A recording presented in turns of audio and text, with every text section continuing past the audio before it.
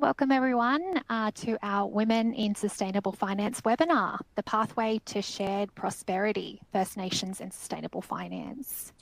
So my name's Yolanda Pepperell. I'm an Associate Director in First Nations and Public Affairs here at the CEFC and will be moderating the conversation for you all today. I'd like to start first though by acknowledging the traditional custodians of the lands we all are joining from today. For those joining like me from Brisbane, it's the Yagara and Turrbal peoples here in Meanjin. And even though we're meeting on a digital platform, I'd really like to take the opportunity to recognise the importance of the lands we all call home. In bringing together this diverse group of attendees today from many different organisations from across the country, I think it really gives us cause to recognise and celebrate the diversity of Aboriginal and Torres Strait Islander people and their cultures and connections to land, sky, waters across this beautiful country. I pay my respects to all elders, past and present, and of course to all of the First Nations people online for this event today. For those joining a WISF event for the first time today, welcome. WISF is an industry initiative supporting diversity in the sustainable finance sector, and it's proudly backed by the CEFC. We're really actually excited to have you all join us for this really important conversation. And we're also equally excited to be hosting this as a webinar, which is our first ever national WISF event. So momentous occasion for us today. So let's get into it. Today, the conversation we're going to have will focus on, as I mentioned, the intersection of First Nations and sustainable finance. I'm sure as many of you would appreciate, the practices of First Nations people and sustainable finance have many commonalities. They are values-driven, have a long-term focus, recognise biodiversity and externalities in the environment, as well as impacts for people and community. And with those synergies in mind, recognising that sustainable finance is becoming a key driver in building resilience and inclusivity, it's more important than ever that we ensure First Nations voices are incorporated as part of this. We have an amazing panel of speakers with us here today who are going to unpack how authentic partnership, genuine connection and bold steps can enable First Nations economic self-determination and financial inclusion, and also discuss the importance of financial institutions and First Nations communities working together. So just in terms of logistics, the panel session will run for about 45 minutes today, and there will be time for audience Q&A at the end. So as we're going through the panel, I'd really encourage everybody online to use the Q&A function throughout the session and submit your questions for our speakers.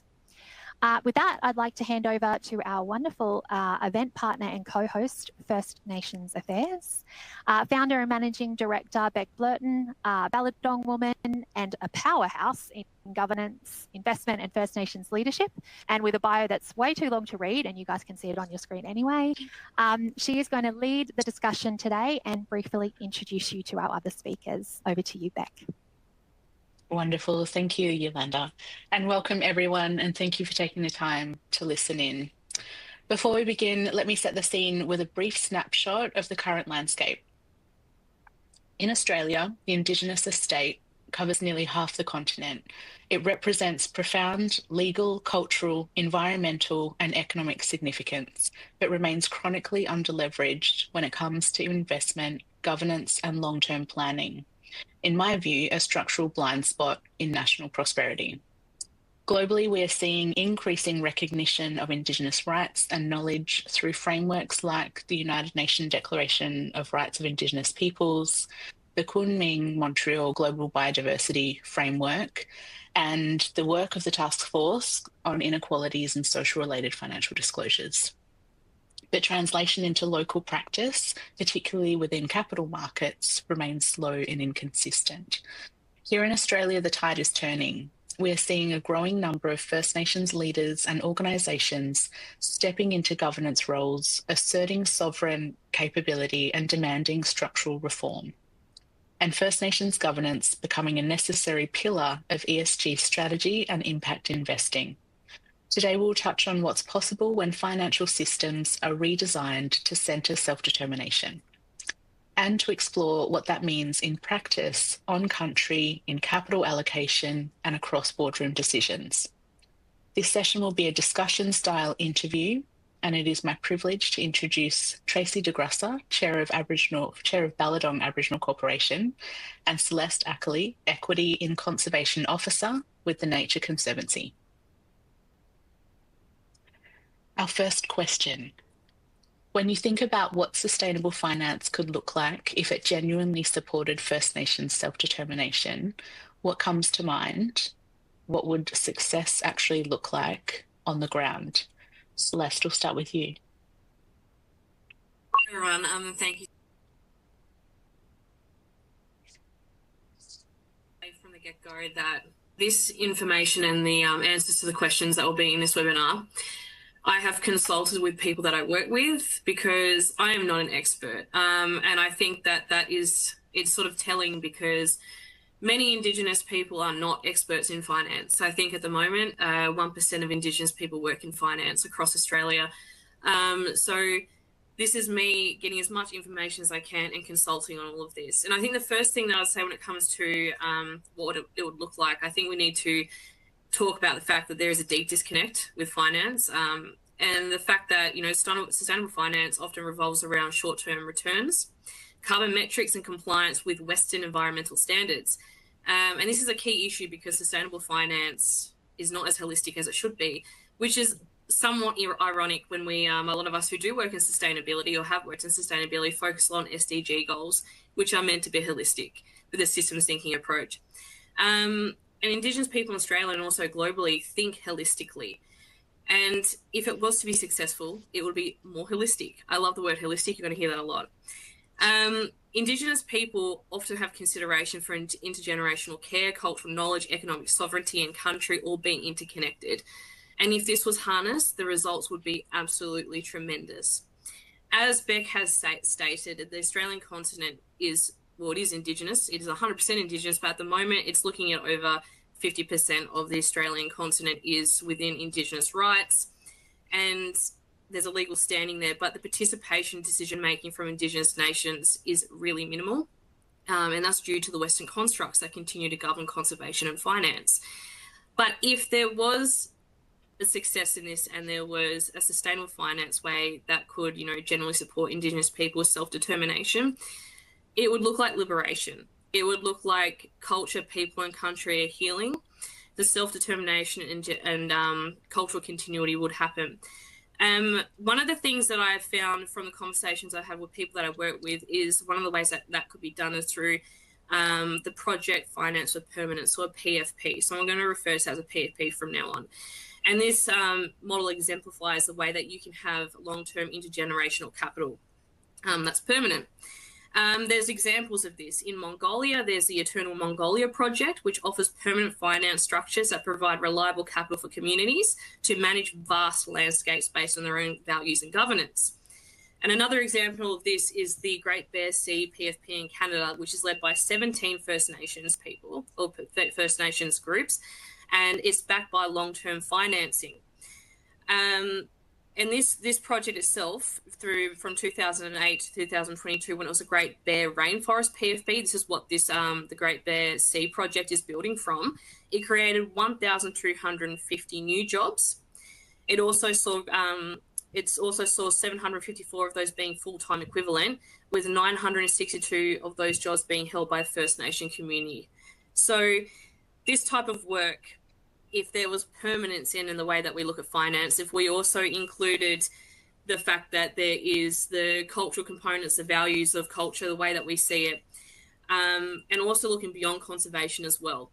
I think that there is often you're thinking about mob working in conservation, but that's not just what mob does. Mob also needs support in other things.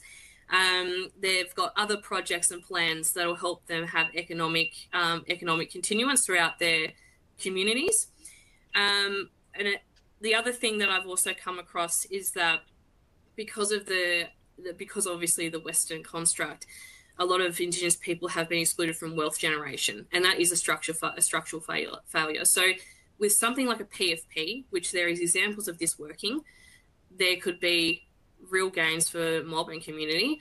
there'd also be long-term finance, which would then serve into the future to continue culture, to continue conservation, to continue economic, economic factors like work for the communities.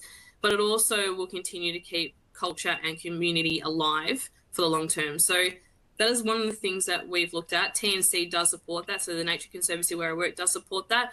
And they have had the ability to support many projects with, for example, the Great Bear Sea Project, the Great Bear Rainforest Project, and also with the Eternal Mongolia Project. So those are the things I would consider. Hopefully that's where I'm at. Thanks. You, Beck. Thanks, Celeste. And Tracy. Thank you, Beck. In Balladong, this would mean recognising our right to self-determination, pursue economic, social and cultural development, and also recognising that we want to be a shareholder with a seat at the table and to participate in decision-making, not just a group that is engaged as a stakeholder.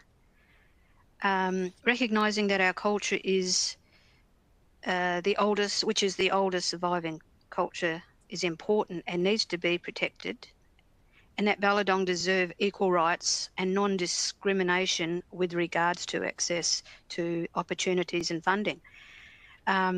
Finance that recognises the human rights as per United Nations Declaration on the Rights of Indigenous People, and aims to establish minimum standards for the survival, dignity and well-being of Indigenous peoples worldwide, needs to be kept in the back of our minds when talking about self-determination and sustainable finance. On the ground, it would look like priority access to finance for projects where we have equal share in equity with our partners, equal decision-making in the management of projects, economic independence for Balladong, culturally and economically appropriate MOUs and contracts on current and future projects, and perpetual community benefits from projects that are funneled through Balladong. That's where we come from on that question, Beck. Thank you. And that's a good segue to the next question. So from your perspective as chair of Balladong Aboriginal Corporation, what's at stake if the finance sector gets this wrong or continues to operate in the same way it has been? Yeah, thanks, Beck.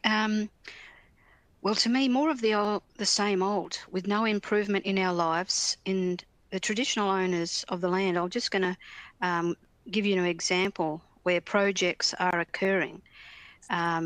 Like there's the town of Roebourne in the Pilbara, is surrounded by projects generating hundreds of billions of dollars of commerce every year.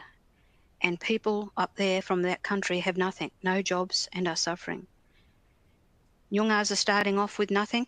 Our land is up to 96% have been cleared for farming, and some estimates of up to 20% of the land now salt affected and sick. And our rivers are suffering. And, you know, our rivers are like our bloodlines in our body. If our blood gets sick, then we get sick and we could eventually die. And I see that on Balladong country of what's happening. And it's suffer. If our country suffers, our people suffer, and the environment will continue to suffer, and we will be in the same position 50 years from now.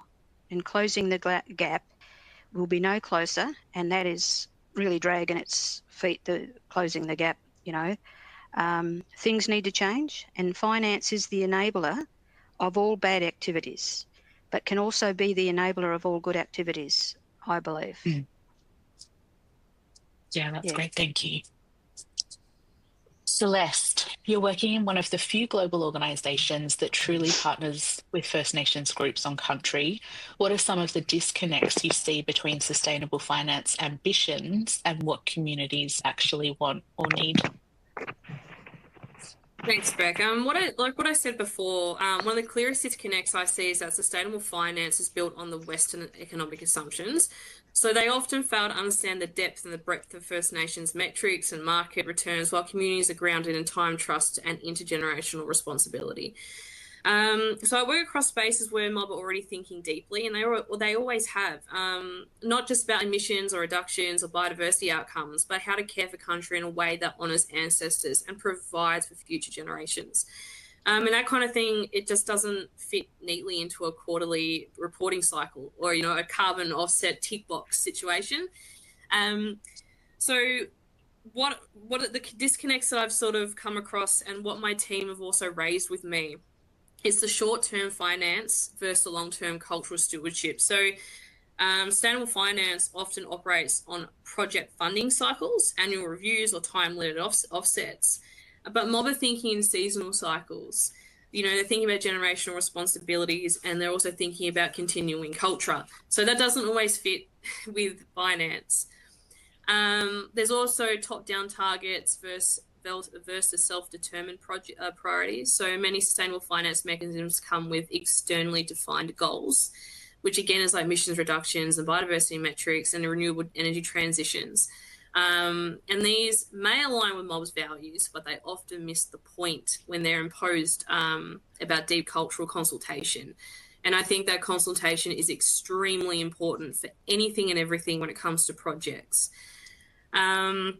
So an example of this could be, a carbon project. It might reduce emissions, and we have had great success in TNC with, groups like Willingen and things like that, with the carbon projects. But there's also, the fact that sometimes carbon projects can restrict access to country, and sometimes they can ignore traditional knowledge systems. So there has to be a really great consultation process. There also has to be a really great partnership and trust to make sure that all of the things that are important to mob are also going to align with what is being asked. There's also things like transactional engagement and versus relationship investment. So a lot of the sustainable finance still treats community engagement as a compliance step, and I'm not for that. It's not a compliance step. It's absolutely integral. So there has to be trust, there has to be time, there has to be true relationships. At TNC, we've actually seen long-term benefits of being there at the start, supporting groups like Willingen, again, like I just talked about before, and their carbon journey. That initial United Income allowed them to build a range of programs, explore tourism and develop governance and lock their own priorities. So it wasn't just about deliverable, it was about a relationship. And that has really, really fostered a great partnership. There's other things like the one-track solutions versus diverse economic aspirations. So there's a tendency to view Indigenous involvement through a narrow lens. You often see that. I think siloed thinking, it's not helpful. Again, holistic, because I love talking about being holistic. And that's usually viewing things through conservation. And conservation is extremely important. The organisation I work with is one of the biggest conservation organisations in the world. But conservation is not just about, for example, biodiversity and plant species and, the land management, all of those things. There's actually an interconnection of people as well and their culture. And that's something that finance needs to make a connection with. So again, it comes down to consultation. It's one of the disconnects I see, and there needs to be more of an alignment of culture, particularly with metrics. I understand that metrics are important in finance, but there has to be a little bit more of that qualitative metrics being taken to understand the impact is actually happening. Another thing is consultation fatigue and actual real co-design. So one of the hardest things that I do see is that mob being pulled into endless consultation without real power. That's that self-determination that we are talking about here. And people are tired of being asked to react to other people's ideas, especially when those ideas come with short timelines. And that's where the PFB that I was talking about before would be really handy. Those long-term permanent project finance structures that are going to be able to support a community into their own self-determination with their own economic arms. So really, the disconnection isn't about money. It's about worldviews, timeframes, trust and power. And if we want sustainable finance to truly support Indigenous communities, we need to stop trying to fit mob into pre-existing financial structures, which are Western, and start reshaping those structures to honour sovereignty, knowledge and cultural law. So this means permanent, not pilot funding. It means governance that starts on country. It means united income that builds autonomy. It means multiple pathways to prosperity, not just conservation, and respecting that the strongest outcomes from deep, slow relational work. Because when Indigenous people are truly leading, whether it's fire, finance, food or futures, the outcomes are stronger for everyone, including country. Thank you. was awesome. Thanks, Celeste. And Tracy, did you have Thanks, anything to contribute to that one? I do, dear. Finance companies, to me, hold the key. They can dictate terms attached to their finance for all parties. They can, for instance, enforce the United Nations Declaration of Rights of Indigenous Peoples priorities, and force the social benefits and outcomes by attaching these requirements and expectations to their funding. They can force the whole economic system to sit up and take notice and action on closing the gap for First Nations people. For too long, we've been made to sit and wait and not have our opinions listened to or followed. One area in particular is the renewable energy sector, where these projects are being built across Nyungar country over here. Finance companies can force companies to provide First Nations people with a seat at the table, a real equity and real decision making, and genuine financial and economic benefits that last for the entire life of the project. That's a path that they can take. Beck, for too long, our people have been told what to do, when to do, and how to do it. And we've never been actually listened to because, somewhere, somehow, we don't have that ability to know what we want and things like that. So I think it's about time of letting us take the wheel, the Indigenous mob of this country, letting us take the wheel, and they sit in the passenger seat for a while and just let us show where we can take them. That's where I come from, Dal. Yeah, and that is the whole point of self-determination. That's right. And it's not just a buzzword. That's our reality. So I love that you said that. Thanks, Anne. Okay, next question. Again for both. So many people in sustainable finance want to do the right thing, but often don't know how to move beyond risk aversion, which is classic finance sector. What's one area where the sector could be braver or more deliberate in how it supports First Nations impact? Celeste, we'll start with you. So one of the most powerful and necessary shifts that I think the sector should sort of, I suppose, invest in is partnerships and trust, because it's not just an immoral imperative. It's a strategic asset. But too often, the sector's fear of getting it wrong leads to excessive control, which is what something is that Tracy was just talking about. It's also the rigid funding models or the long-winded due diligence processes that treat, Indigenous communities as high-risk entities, which makes absolutely no sense, particularly since mob have been here now for over 60,000 years. And they have been trusted within their own communities and also through, culture and law to take care of country. So why not? Why stop trusting them now? It's the backbone. So if there was more trust involved, the legacy of colonization that's sort of embedded in financial logic, that would disappear. It's got to be about trust. But we've proven what sustainability looks like, through things like cultural fire management and biodiversity and reducing emissions, to even blue carbon projects, even to regenerative agriculture, which, is something that sort of came more into discourse now. And there's been amazing improvements with that. So trust that Indigenous people can have self-determination. They've been doing it now for thousands of years. They've been able to do all of this work. And only just now the Western finance sort of framework has seen it as, it's obviously money. I'm not being anti-capitalist here, but I'm saying that it's more than just money. There has to be more to that metric. So I would say you've got to be deliberate. Yeah, holistic. It's holistic. I would say being deliberate in backing Indigenous leadership. It'd be early, it'd be flexible, and without needing every detail locked down. You would know, mob, sometimes it takes time. I was talking to someone this morning. It's, sometimes things just take time. It's not instant. It can be frustrating, but that's just mob. It's just the way it is, and you trust that it's going to be okay. I'd also say that, you need to move away from things like over-engineered contracts and micro conditions. They're really problematic. Excessive gatekeeping around readiness, that has to stop. I'd say requiring traditional owners to fit into a narrow grant or investment framework doesn't work.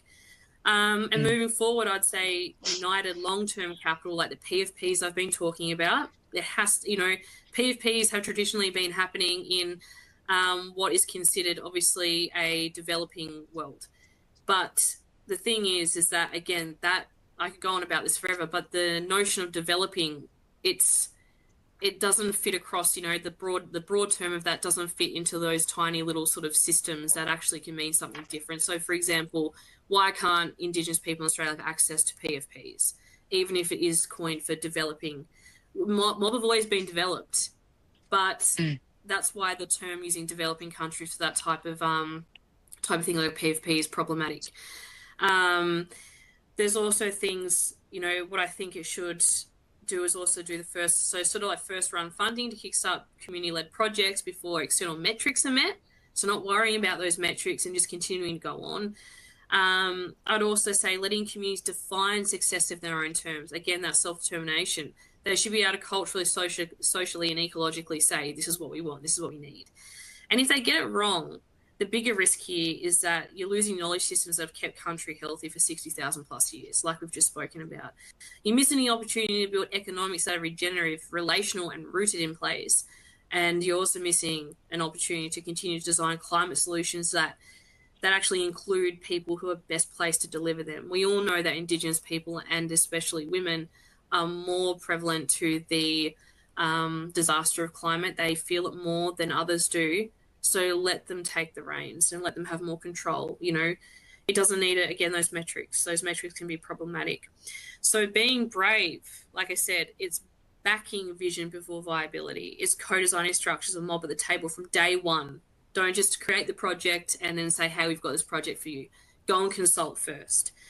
Putting money on country, even when there's an uncertainty, because we're at a point now in our generation where, I'm not a fan of risk. I am very much a risk taker. And if you don't take the step now and do something, we're really at risk of losing it all. What's more important, the risk of, losing a few $1,000s or the risk of losing a whole entire country to disaster? It's not hard to make the connection here. But it means being uncomfortable. I think that the finance sector needs to find comfort in being uncomfortable and acknowledging that some of the biggest barriers to Indigenous impacts are not just community limitations, but structural ones that are created by the sector itself. The timelines, the language, the Western definitions of values and impact is not going to work. So the sector needs a different framework. It needs more faith in community. It needs a willingness to shift power and more courage to let go of control. Because, like I said, we are at a point now where we need to do something. And mob are in the best place to do that for not only everyone in Australia and even globally, but also for the finance sector. So thanks. Thanks, Celeste. That was great. And Tracy. Thank you, Beck. And I totally agree with everything that Celeste said. Going forward, as well as being brave, have some faith. Have some faith in the Indigenous people of this country and the knowledge that they hold. And don't forget, that we've been on this country. Science says 65 to 100,000 years. We know in ourselves that we've been here since the first sunrise. And you look at it, we're the first scientists, we're the first doctors, first everything. That's where everything started, here with us. So don't, to me, a lot of patronising has gone on over the years, and that needs to stop. And have Indigenous people at the table. And look, I take faith in Beck and Celeste being two young Yorgis, fantastic girls I see in the future, women that's coming through with positive thinking in every aspect of making our country, and if there's people like that across the world a better place. There's no disrespect when I say this, but we've got too many old people at the helm of all these countries and at the table, and they're not interested in listening to anything else but their own voice. And taken it where they want, because most of the people like that are living for their own lifetime. You know, mob here, throughout the world, we've always carried the law, the rule that we're only passing through. We have to leave what's best, our country or our budget, as good as we found it, or if not better, for the future coming through.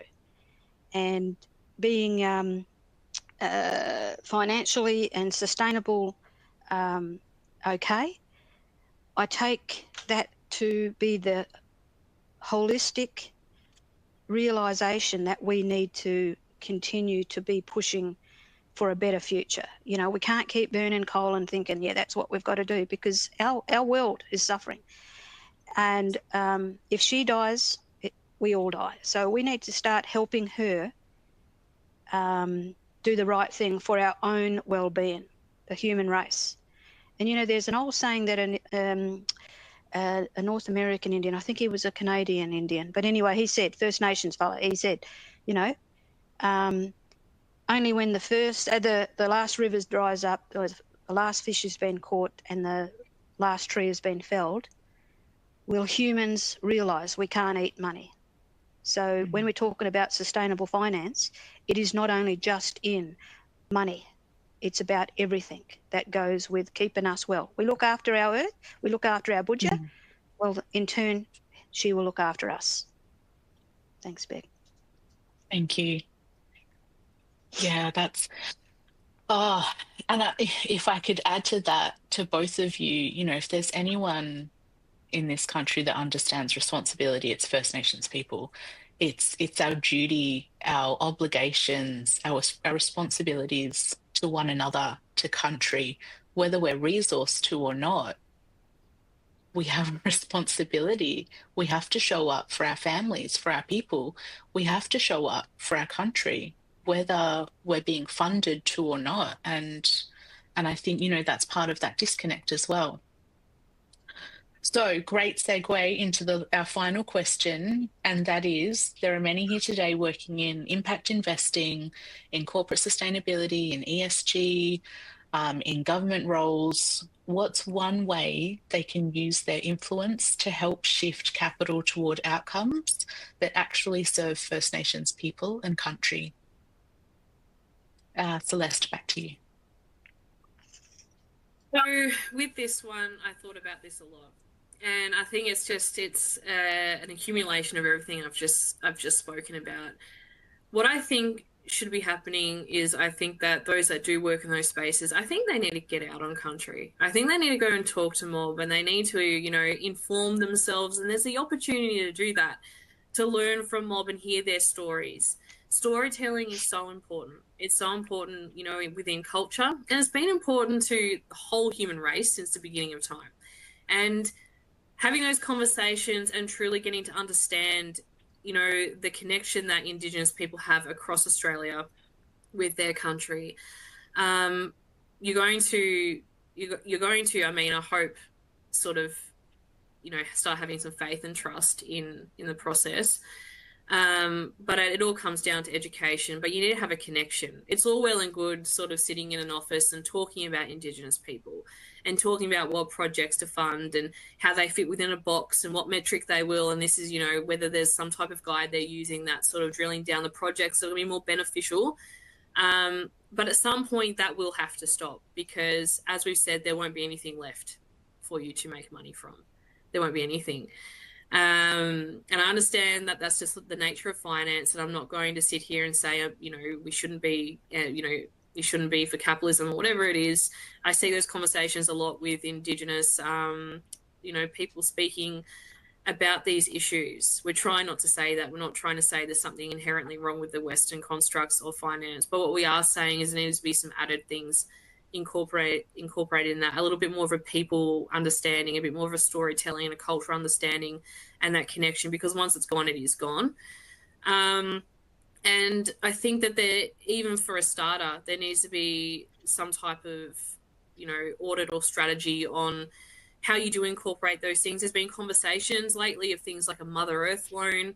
A lot of mob who are working in agricultural sectors are talking about that, the ability, say, for example, finance to provide some type of HEX debt to Indigenous communities and people so that they can not only take care of their country in times during risk, sort of like risk, whether it's drought, it's a environmental or a weather disaster, they'll be able to go back out in country and continue to take care of country and make sure agriculture is sustainable. So why can't we do that with other things too? Let's have those conversations. So I'd say talk, listen to people, look into your own systems, and really focus on what is actually at stake here. What's at stake is losing everything in comparison to, the interest on a loan or something that's been provided. There has to be more to it than that. Thank you. Stacey? Yeah, look, this last one really relates to just about everything that we've covered prior to this one. Celeste covered a lot of my thoughts and how we all think across the country.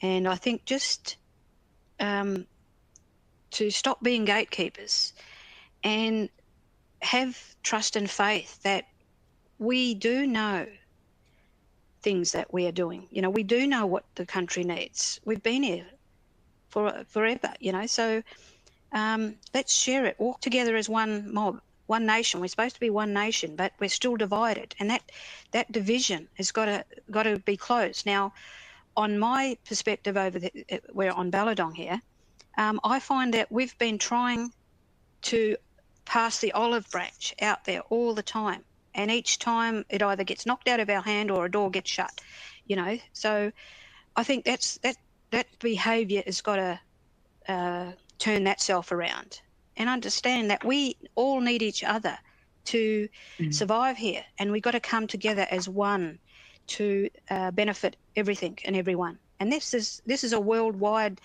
thought that needs to happen, not just here in Australia, but worldwide, because our old world is only going to be here for so long until it's just going to say, well, okay, humans, you're not listening to us, and then it's at our own peril, really.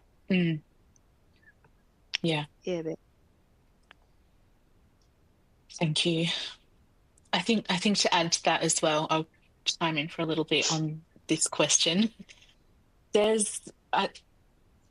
I've come out of this space. I still work with a lot of different organisations in the finance sector. My last role was in group sustainability with Westpac. My firm had the opportunity to shape First Nations minimum social safeguards in Australia's sustainable finance taxonomy last year. This year, I'm sitting on the Conceptual Foundations Working Group for the Task Force on Inequalities and Social-Related Financial Disclosures, CEFC-hosted, and the constant reoccurring, feedback, if you will, is it's hard, it's complex.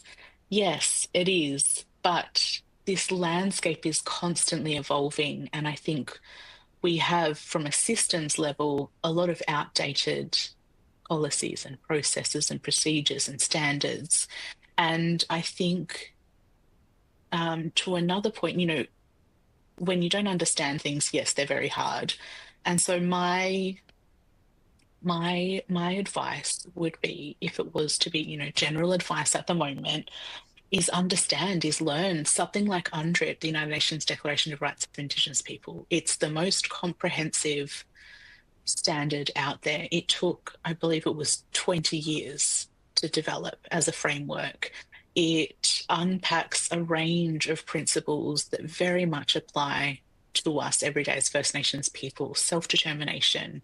What does that look like? What does that mean to us? It talks about First Nations governance. We're all very familiar with a very westernized standard of governance, but what does First Nations governance look like? We've all spoke about our local groups, our kinship systems, our stories, our songlines, our people that have lived here for thousands and thousands of years, and we're still here.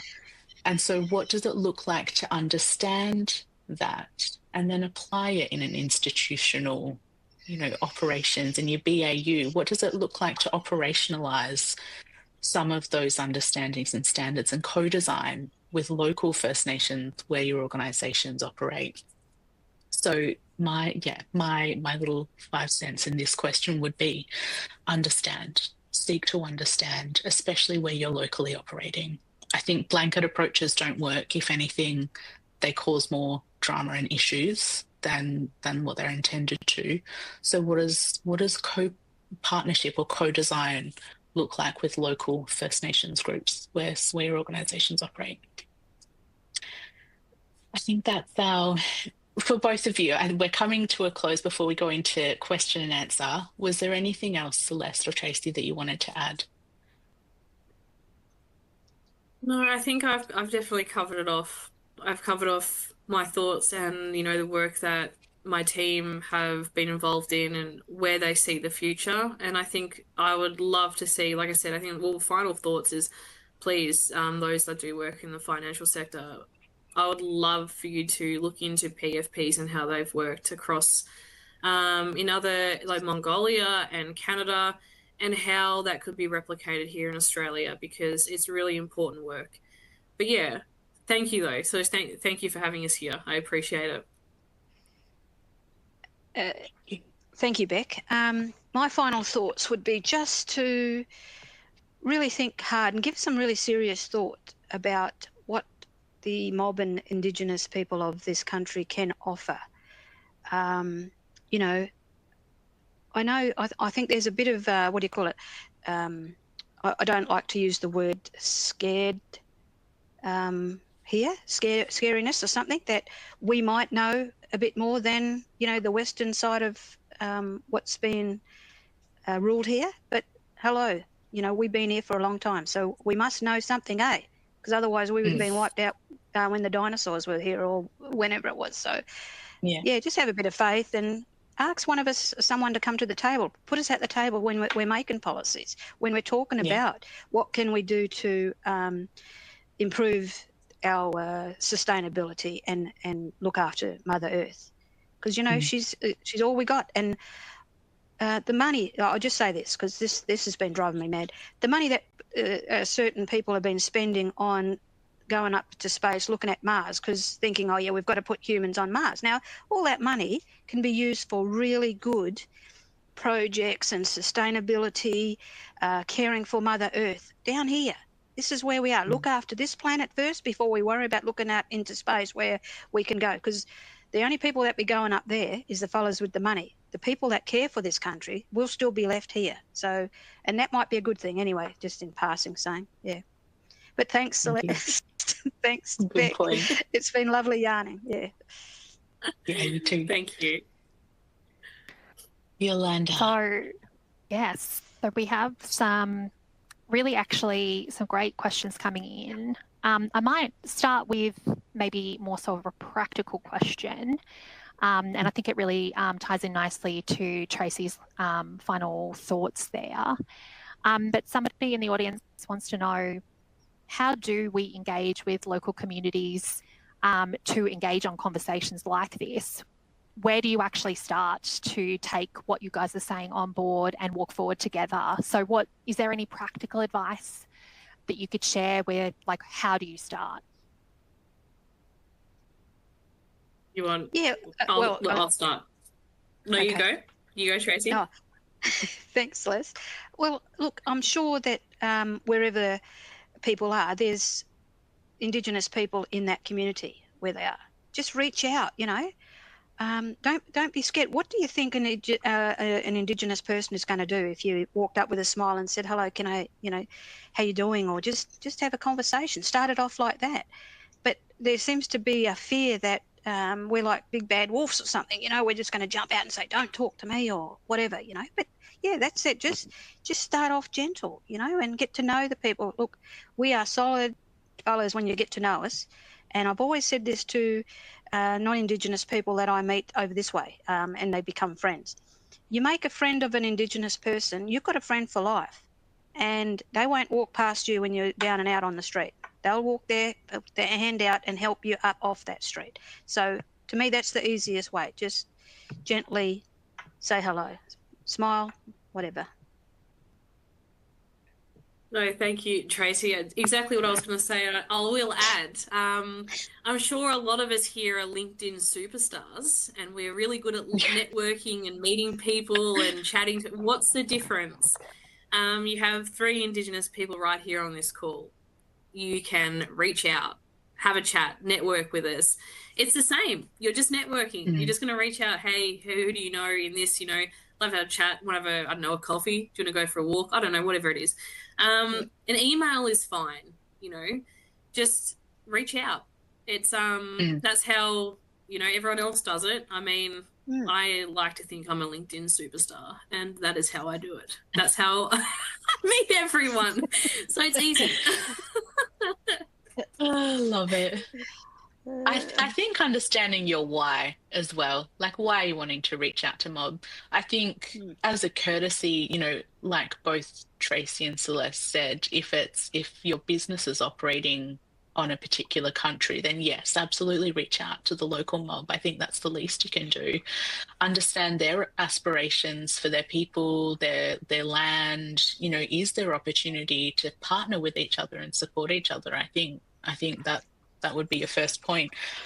But then, we have lots of different First Nations organizations, groups, all doing different things. And, we're not a monolith people.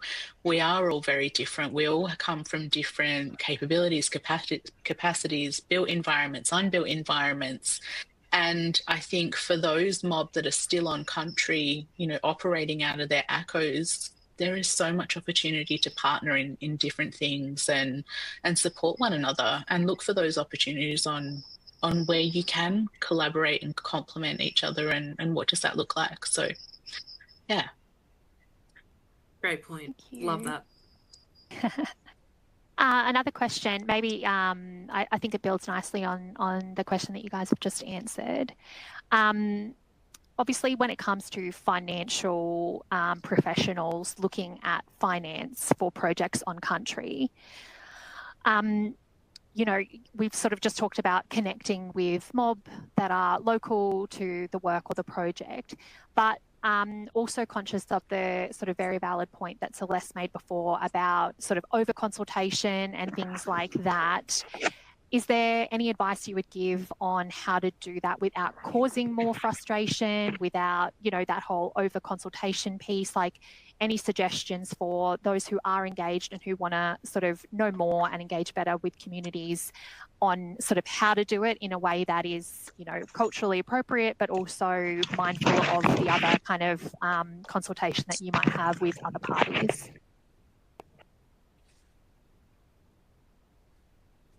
Does anyone want to jump in first, or You can, Celeste. No, you go, Celeste. Yeah, I think it's similar to what we were just talking about, because you're right, it does build into that.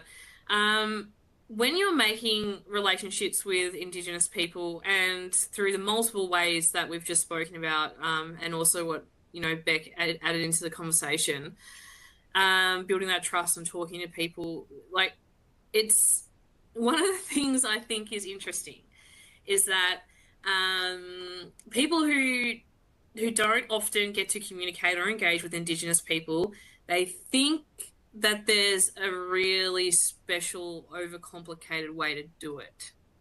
There isn't. Indigenous people are people. That's as simple as that. I don't know what else to tell you. You're just going to chat. You're going to talk. You're going to learn about those partnerships.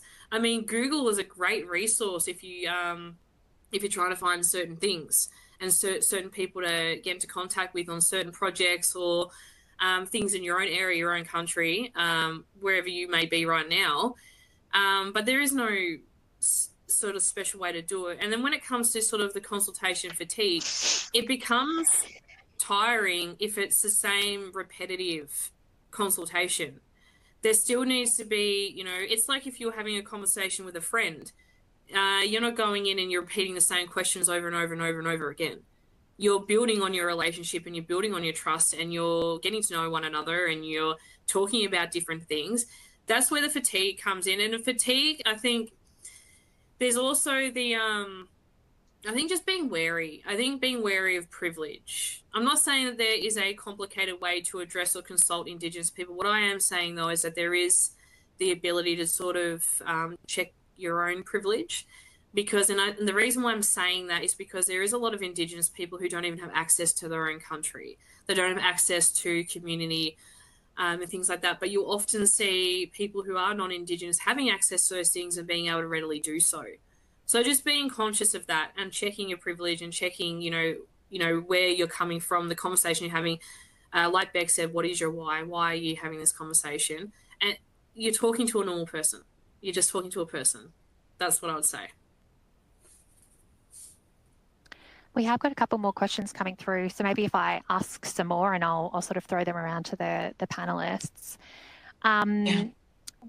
One question that's come through is, are there examples of where these partnerships have worked well in Australia? The speakers have alluded to partnerships overseas, but are there any Australian examples that you guys can share? I was wondering, is this in relation to PFPs, or is this relation to just partnerships with conservation and finance in general? It'd be good to clarify. Either? I think either. Okay, so with the TNC, so the Nature Conservancy is whom I work with, the largest conservation organisation in the world. We have over 40 plus projects in Australia where we're working with Indigenous corporations and communities to not only, for example, have access to their own traditional lands, to also help with governance capacity, to help with their conservation projects, whether we're helping them with healthy country planning, whether we're helping them protect, we're helping with carbon, we're helping with economic arms, helping them get access to finance so that they can, work on economic sort of opportunities in their own communities, whether that's through ranges, whether that's through carbon, whether that's through, traditional, whether it's traditional agriculture and things like that. You can look into, for example, a water project with Guyaini, and how they've really, they've themselves have done it really well, where they've contributed a very diverse portfolio of things that have helped them not only get back out into country, but also take care and conserve, and then, help the community.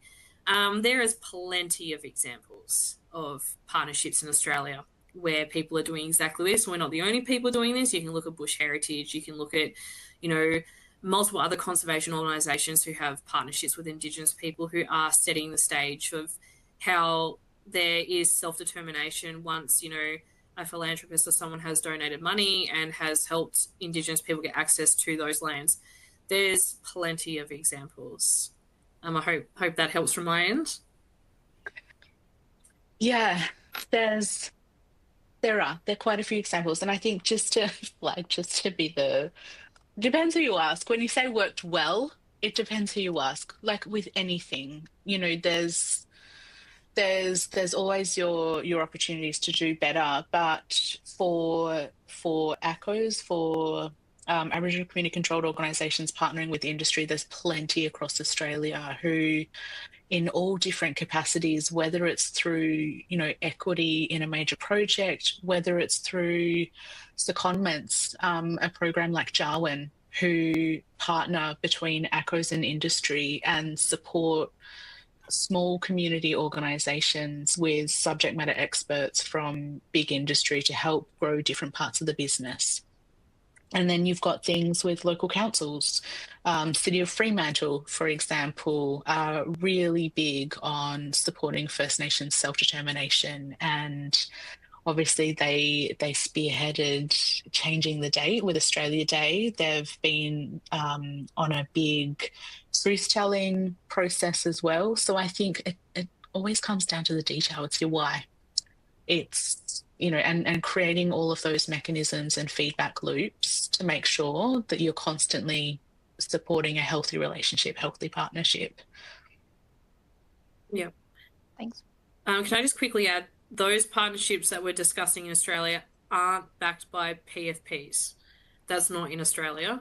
These are either short sort of, these are when it comes to philanthropist donations and funding, And a lot of these projects, unfortunately, are running on short-term funding. This is the reason why I've brought up PFPs for this conversation, because they're permanent levels of funding. So just to clarify the difference.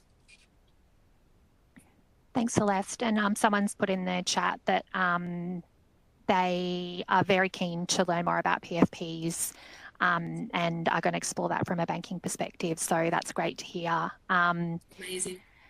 Tracy, Blaze in the chat also said Mars is for quitters, so that one's for you. That's okay, I can take that. Yeah. There is another question though, and it's an interesting question to explore, I think, maybe in the time that we have left. I think the question kind of gets down to the fact that, like, is it possible for both the First Nations systems and thinking to exist together with Western monetary systems? Like, is that actually possible to get to the extent of change that's needed, or are those things really at odds, and is that actually a contradiction? So I don't know who wants to take that. It's a bit of a juicy question. I don't know if, Beck, you want to start, but I think it's an interesting topic to close out on. I'd like to say something there. Yes, go, Tracy. Totally. And I think if we're going to make change here, this is what's been missing for so long, is our cultural side of things and knowledge being worked into the Western side of things. Because to me, I always go back to how long we've been here. We've been here for a long, long time, and we must have been doing something right, and we must know something.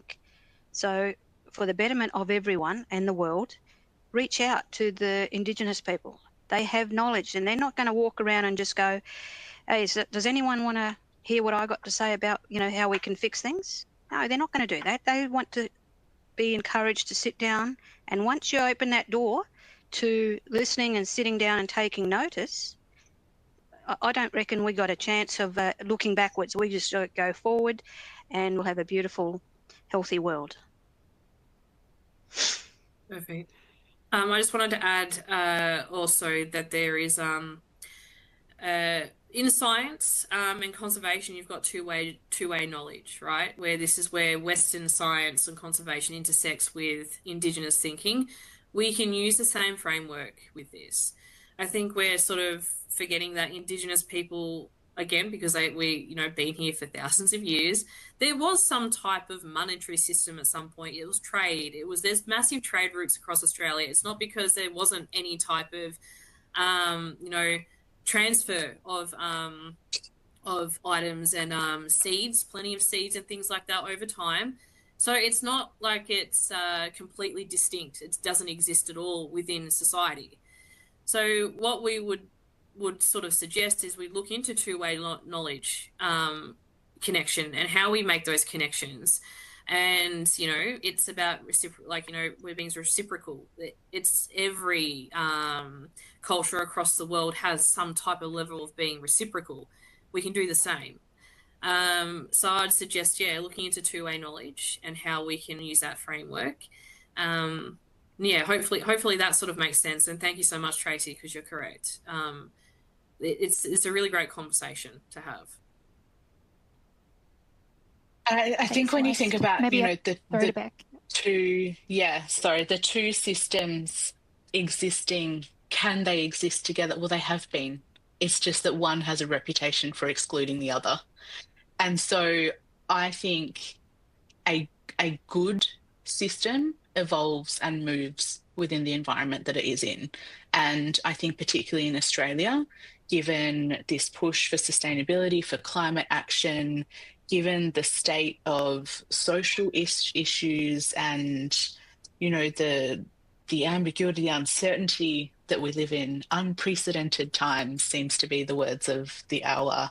I just think we have such a huge opportunity to unite and figure out what are the systems changes required so that there is national inclusive prosperity and that we're moving forward together. I genuinely think now is our opportunity to start reviewing some of these systems and changing them, updating them. Perfect. Yep, Thanks, totally Beck. agree, Beck. Beck, maybe I'll hand over to you to close out. Yeah, all right. Well, thank you, everyone. Thank you, Tracy and Celeste, again, and to everyone that joined today and contributed to the discussion. It was great and some really great questions, so thank you. So what's been surfaced throughout this session is the opportunity for alignment between sustainable finance and First Nations governance and the growing need for it. We are all past the point of symbolic gestures. The focus is now on structural decisions, where capital flows, how accountability is embedded, and whose knowledge and authority is recognised in shaping outcomes on country. Across Australia, First Nations leaders and organisations are building the governance, legal and strategic infrastructure required to exercise agency over our economic futures. That work is ongoing and is already influencing boardrooms, investment decisions and policy design. So those working in finance and sustainability, the real challenge is not whether to engage, but how to do so in a way that is properly informed, accountable and useful to the priorities of First Nations communities that First Nations communities have long made clear. Thank you again for your time today, everyone. And if Thank we you, could just Beck. ask people, Thank you. there's a survey at the end. So once you disconnect from the session, there'll be a nice little survey that pops up. If we could just ask everyone to contribute to that, that would be wonderful. Thanks, everyone.